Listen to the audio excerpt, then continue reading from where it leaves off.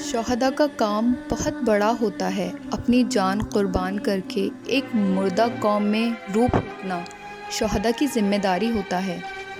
اس لیے شہادت ایک بہت ہی خاص مرتبہ رکھتی ہے۔ میں نے انکل کی باتیں بہت غور سے سنی کہ میرے فون کی بیل بجنے لگی۔ میں نے ایک دو بار اگنور کیا، لیکن کال بار بار آ رہی تھی، تو میں نے انکل سے معذرت کی اور سائڈ میں آ کر کال ریسیو کی۔ یہ میری دوست علیشہ کی کال تھی کہ جسے رات کو بھی میں نے اگنور کیا تھا اور سو گیا تھا۔ مجھے نہیں معلوم، لیکن میرا دل اس کی آواز سن کر بہت گھبرا رہا تھا۔ بالکل بھی دل نہیں چاہ رہا تھا کہ اس سے بات کروں۔ میں نے ایک بار پھر معذرت کی اور کہا کہ بہت ضروری کام ہے، مصروف ہوں، مہربانی کر کے اب دوبارہ کال مت کرنا۔ میں نے کال کٹ کی اور واپس میں انکل کے پاس آ کر بیٹھ گیا۔ انکل نے کہا، بیٹا باقی باتیں میں تمہیں کل بتاؤں گا۔ میں نے بولا کہ انکل، پھر میں نے سوچا کہ ٹھیک ہے، ہم باقی باتیں کل کر لیں گے، ابھی میں چلتا ہوں، خدا حافظ۔ میں دروازے سے باہر نکلنے ہی لگا تھا کہ نور اندر آنے لگی۔ وہ یقیناً وہیں سے آ رہی تھی جہاں روز جاتی ہے۔ میں نے سر جھکایا اور معذرت کی، پھر ایک طرف ہو گیا اور وہاں سے چلا گیا۔ گھر پہنچ کر بھی انکل کی باتیں گردش کر رہی تھیں۔ میں خود سے کہہ رہا تھا کہ ابان، تو نے کہاں زندگی گزار دی؟ آخر ایسے لوگ تجھے نظر کیوں نہیں آئے؟ حسن بھی تو میرے جیسا ہی جوان تھا، وہ بھی اپنے آگے پیچھے چاہتا تو لڑکیوں کو گھما سکتا تھا، اپنی زندگی کو آسائش میں گزار سکتا تھا، مگر اس نے اپنی زندگی قربان کر دی، اس نے اپنی زندگی ہی دے دی۔ بس کیا اتنی سی ہی قیمت ہے اس زندگی کی کہ اس نے خدا کو اس زندگی پر نچھاور کر دینے والے راستے کا انتخاب کیا؟ اسے آخر ایسا کیا ملا ایسا کر کے؟ یہاں دنیا میں رہتا تو کتنا کچھ پا لیتا۔ حسن کی عمر ہی کتنی تھی؟ اوفو، میں تو حسن کی عمر ہی پوچھنا بھول گیا۔ چلو کوئی بات نہیں، کل پوچھ لوں گا انکل سے۔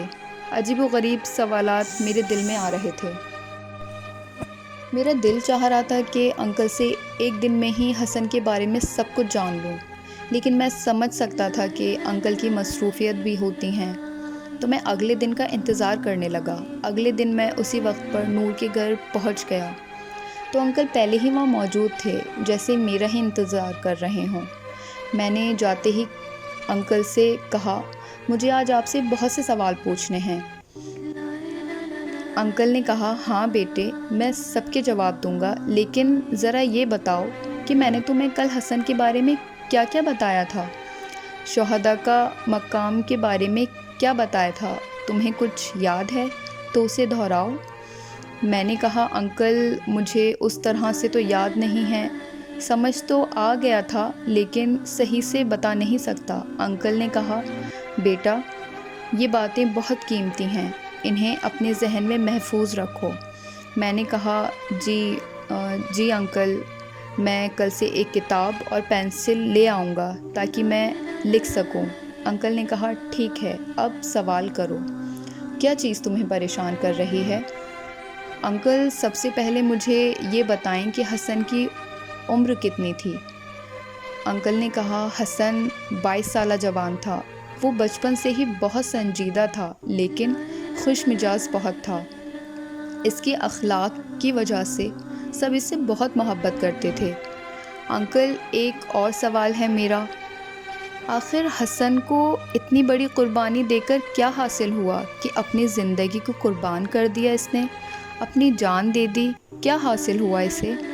انکل نے کہا، بیٹا تمہیں یہ سوال اس طرح کرنا چاہیے کہ اسے کیا حاصل نہیں ہوا، ایسی کیا چیز ہے جسے اس نے کھو دیا ہو؟ میں سمجھ نہیں پا رہا تھا انکل، اس بات کی وضاحت چاہیے مجھے۔ حسن کا ذہن چونکہ فرقہ پنتی سے آزاد تھا اور وہ جانتا تھا کہ میں بھی اس کی اس بات کی حمایت کرتا ہوں، لہٰذا اکثر مجھ سے اس سلسلے میں بات کر لیا کرتا تھا، اپنا درد دل بھی بیان کیا کرتا تھا۔